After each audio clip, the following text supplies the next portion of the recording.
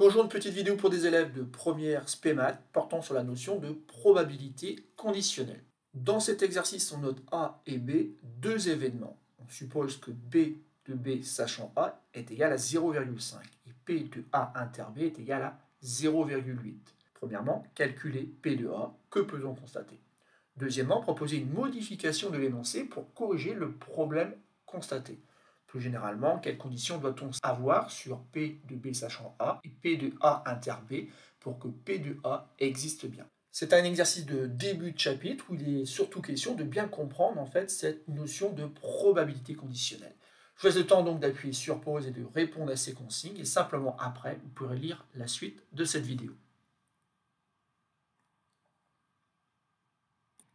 Alors on va pouvoir passer à la correction de cet exercice et dans un premier temps donc on doit calculer la probabilité de l'événement A à l'aide des données de cet exercice. Et on n'a pas d'autre choix que de se rappeler donc de cette définition. Pour tout événement B, la probabilité de B, sachant que A a été réalisé, est notée P de B sachant A. Elle est définie par le quotient P de B inter A sur P de A. Et donc ici, on connaît la probabilité de l'événement B sachant A, on connaît la probabilité de l'événement A inter B ou B inter A, puisque c'est la même chose, et il nous faut calculer donc la probabilité de l'événement A.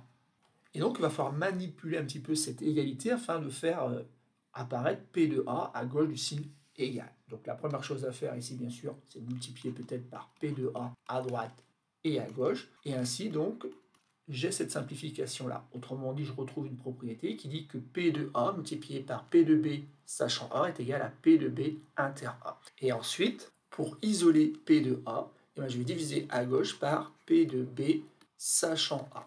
Je le fais aussitôt de l'autre côté. Ou encore, P de A est égal à P de B inter A, ou P de A inter B, puisque c'est la même chose, divisé donc par P de B sachant A. Et ainsi donc je trouve une égalité, une propriété qui n'est pas forcément écrite dans le cours, mais que je vais pouvoir donc utiliser afin donc de calculer en effet P de A. Avec les données d'exercice, on obtient donc le fait que P de A est donc égal à 0,8 sur 0,5. Bon, ça c'est un calcul qui est assez simple, il suffit simplement de multiplier par 2 en haut et en bas pour faire disparaître donc cette écriture fractionnaire. En multipliant donc par 2, en haut et en bas, on obtient 1,6 sur 1, autrement dit 1,6.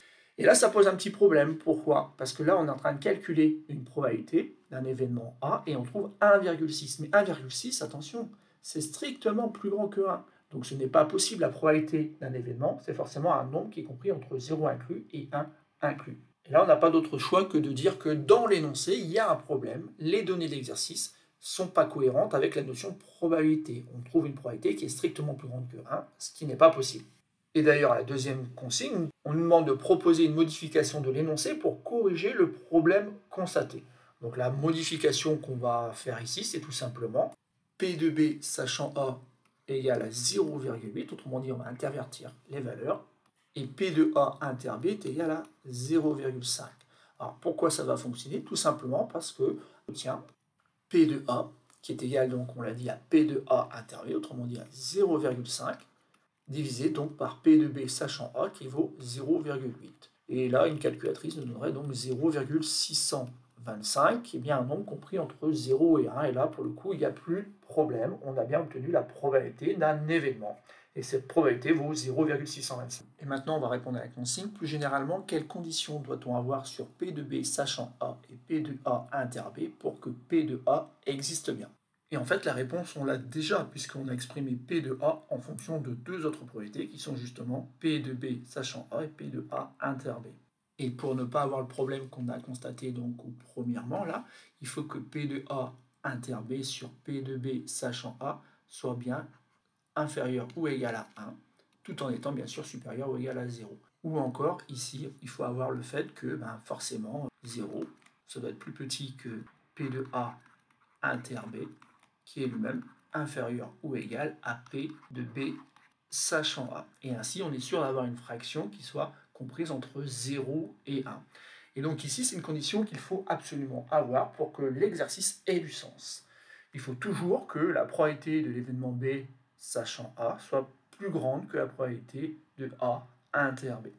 Voilà, c'est tout pour ce petit exercice un peu théorique. Il s'agissait surtout de manipuler des égalités afin de vérifier que des ou pas.